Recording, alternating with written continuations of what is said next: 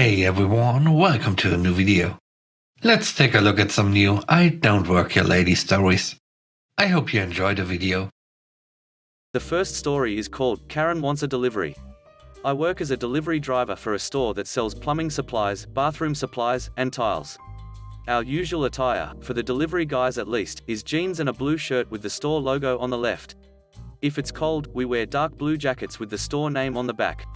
We drive dark blue minivans with the name of the business on the side. Our boss is a really cool guy that likes to help other people. At least once a month, he will place a big order of food at a local supermarket and bring it to the local food bank. Usually, one of the delivery guys would go by the supermarket, pick the order up and deliver it at the food bank. On this day, it was my turn to do the pickup, as the supermarket was on my route back to the city. There I was in the parking lot, playing Tetris with the boxes and bags with stuff my boss had ordered and waiting on at least 2 more carts full of stuff. I notice a woman pushing a cart overflowing with bags towards me.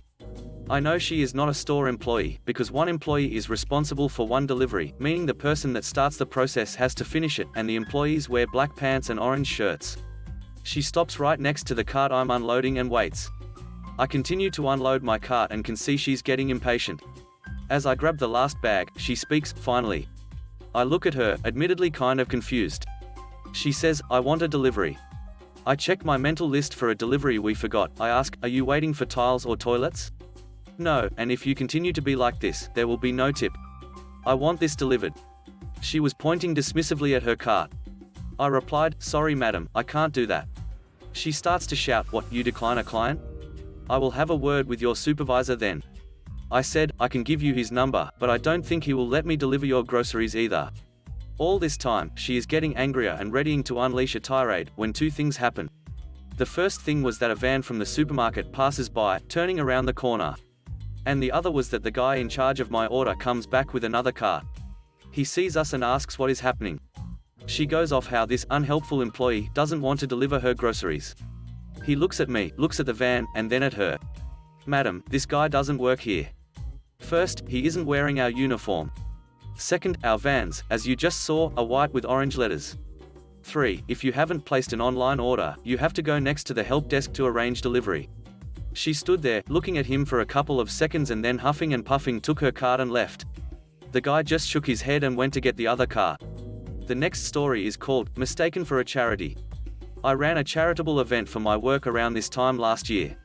We usually put on a carnival to raise money for charity and raise awareness of our company, establish ourselves in the community, and attract customers. But all the money goes to charity. So I stood up at the carnival and gave a big speech about the importance of the charity and how the cause was personal to me and my family. I was very visible throughout the whole event, sharing my story and raising money, and running carnival booths, and such. Fast forward to a couple of months ago. I bumped into someone while in line to get coffee who said they'd met me at that event last year. We ended up starting a pleasant conversation, so sat outside to drink our coffees together. In hindsight, she seemed a little off. But it didn't register over such a brief encounter. She mentioned how she had been so glad to see a large-scale cerebral palsy charity event and hadn't seen us do any events since. I had started to explain the yearly nature of the carnival and how we pick different charities, but she unintentionally cut me off, caught up in her own emotions, as she began to recount a moving story about a sibling who suffered from the condition. I was telling her how terrible that was and how I completely understood, in reference to my own experiences. Before I could really get into talking about my own story, she checked the clock and said she didn't realize how much time had passed. She needed to go, but she appreciated the work I did and my support listening to her, and such. She began fumbling in her purse for her keys. Then, as she was leaving, she said, "And here's a little something to support your work," producing something folded in a napkin from her purse and leaving it at my side. I'm an interior designer, so I had no idea what she could be talking about in terms of supporting my work. But we were seated just by the street parking, so she was gone too quickly for me to ask. I unfolded the napkin and to my shock, she had slipped $100 into the napkin. I was dumbfounded with confusion as to why this perfect stranger would give me any money to support my work in commercial interior design, without getting anything designed in exchange. It took me a while to figure it out, but I eventually realized she must have come to the carnival and assumed the charity itself had put on the event, so thought I worked for them and not an interior design firm. It took me 15 minutes to realize, so it was far too late to try and catch up to her, and all we'd exchanged were first names. I didn't even know where she worked. So, without any hopes of tracking her down, I figured the best thing to do would be to just donate the money to the charity. I did, and that was that. Fast forward a few months later. Somehow or another, this woman came to realize I don't work for the charity but am in fact in the for-profit sector. I think it is because I was featured in an online ad the firm's been running. She left a message on my work phone, half angry half embarrassed, saying she was willing to forego holding me accountable if I paid her back in full. The problem is, I didn't have the money anymore, I donated it. I explained this to her, but she wanted proof. I left her a message, she didn't pick up when I called. I explained that the company ran a carnival event to raise money for the charity, but that we aren't the charity ourselves, and that I absolutely did donate her money to the charity so she could rest assured. I didn't hear anything back for about 3 days. On the 4th day after I'd left the message, the police show up at our firm's headquarters. We're almost all working remotely because of 2020, so they really scared our teenage receptionist.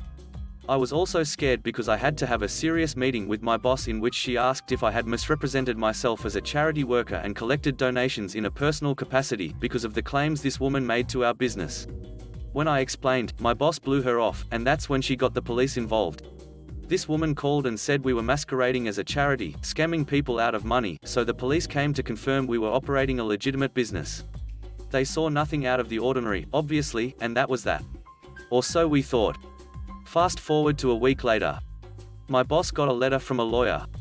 I don't know exactly what it said, but it accused us of scamming this woman and demanding her money be returned.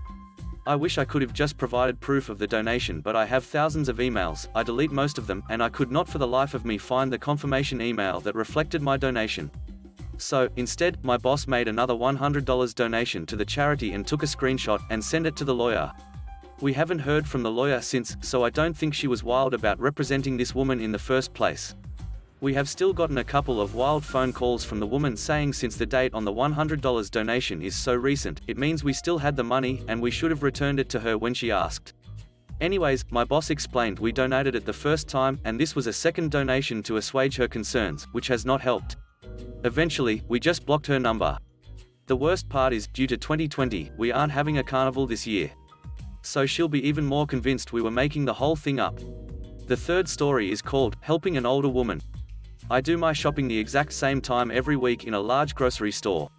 There's a little old woman, who usually does her shopping at around the same time.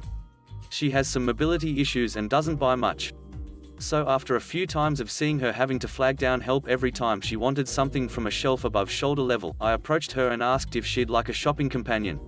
It took me under 10 minutes to get everything on her list and she was very gracious and grateful, even offered me a few dollars, which I didn't accept of course. I didn't give this a second thought, I wasn't raised to question whether you take 10 minutes to help an old woman in the grocery store or not, it's just what you do. So, next week when I saw her again, I asked if she'd like someone to shop with her and she was again very grateful for the help. It became our usual routine that whenever I spotted her, usually every other week or two, I'd give her a hand. One week, I didn't do my shopping at the usual time. I worked a little late, and when I came in, there was a big fuss at the customer service desk, involving my shopping friend and a young man. I started to go over to be sure everything was all right. I hear the young man saying, "What do you mean no one with that name works here?" She had a name tag on. My mum saw the name, right ma? And she says she did. And the flummoxed customer service kid is saying he really doesn't have anyone by that name who works there. The young man is going, "What do you mean? Did you fire her? She was here last week, right ma?" And I realize it's my name and the potential source of confusion. I go in for shopping immediately after work, and my work uniform is a maroon shirt and khaki pants, with a name tag. The grocery store I shop at has white shirts, any kind of pants you want, and a maroon apron with the store's logo, so a little similar. I go over and she gleefully cries, "There you are. I want you to meet my son." And he started telling me how grateful he is that I was taking time out of my work to personally help his mum shop. And now that he's in town, he wanted to say thanks in person and give me some money, or at least put in a good word with your manager at the store, so could you point them out so I can speak with them? Not that one though, that one thought you'd been fired. I explained the confusion and they were both so touched. It was one of the most poignant moments of my life, and definitely, the most meaningful I've ever had in a supermarket. The last story is called, You Shouldn't Have Such a Call in a Mall. I live in an upper middle class suburb of New York City. Some of the people in my town are a bit entitled. When I work from home, I dress very casually, basically sweats, and I don't bother shaving. I find weekdays to go shopping to be the best as the store is not too crowded. I wanted to get some diet soda for the weekend and a well-dressed man in his early 30s was on his phone, standing in front of the soda I wanted. I said excuse me and he rolled his eyes and said, just because I'm wearing a suit and talking business on the phone doesn't mean I work here. I replied that I just need to get what he is blocking. He huffed, mumbled something about lazy people who don't have a job to whoever he was speaking to, and moved over. Now, that wasn't the end of the story. I heard him mention a type of case in our local state courthouse in the same practice area my wife and I practiced in when we were practicing law. Our county is small enough so that if you're practicing for a few years, you know most of the lawyers and judges in your area of law. Still a little annoyed from our interaction, I decided to play a bluff. I asked, "Are you talking about this type of case in front of Judge X?" Startled, he replied, "Why do you want to know?"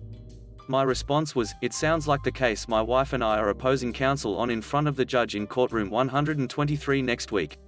The dude turned very white very fast. He was indeed talking about a case that was going to be in front of Judge X next week. Fortunately for him, I remembered our case was the following week to let him know that he hadn't just royally messed up, followed with a suggestion he may not want to have those types of conversations where he can be overheard.